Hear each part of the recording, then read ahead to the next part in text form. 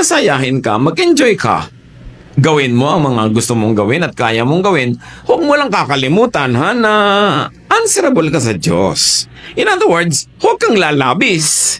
Huwag kang gagawa ng bagay na ipagsisisi mo pag humarap ka sa Diyos dahil haharap at haharap ka.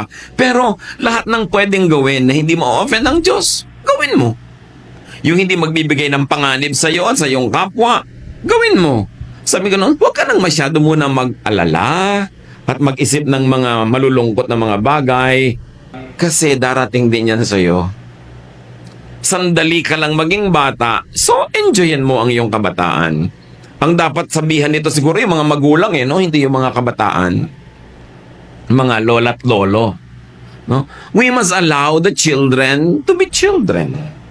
And we must allow the young people to be young. Do not fast forward their maturity. We all have a lot of time to be old. At pag dumating na sa iyo yung old age, wala nang balikan. Kaya dapat huwag sayangin ang pagiging bata.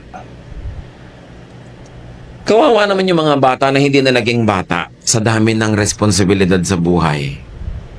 Yung hindi na naka-attend ng anumang gathering, socialization kasi laging nag-aalaga ng may sakit na magulang o nag-aalaga ng kapatid o naghahanap buhay habang kumisan yung tatay palasing-lasing pag ganito yung mga anak na ang nagbuhat ng mga tungkulin ng mga magulang, hindi na sila naging bata.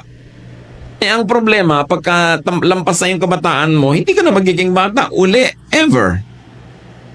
So isa pong malaking kalupitan, mga kapatid, na nakawa natin ang mga kabataan ng kanilang pagiging bata.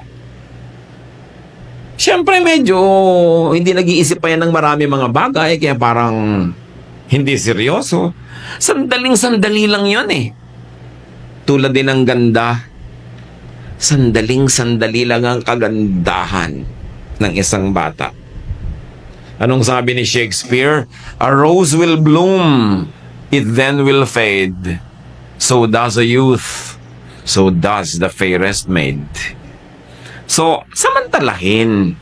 Huwag natin silang pigilan na magkaroon ng mga kasiyahan hanggat hindi offensive sa Diyos. Yan naman lagi ang hangganan eh. Siyempre may hangganan ng lahat ng bagay. Pero karamihan naman kasi sa atin, yung bata, huwag ka malikot. Anong gusto mo?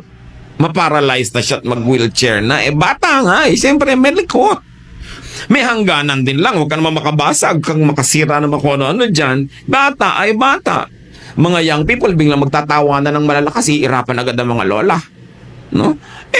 Mga young people, sandali lang yan. Pag nalaman na nila ang mga tunay na issues ng buhay, pag nagbabayad na sila ng mga kuryente at tubig at mga bayarin, pagka nalaman na nila ang maraming mga suliranin ng mundo, hihina na rin ang tawa niya.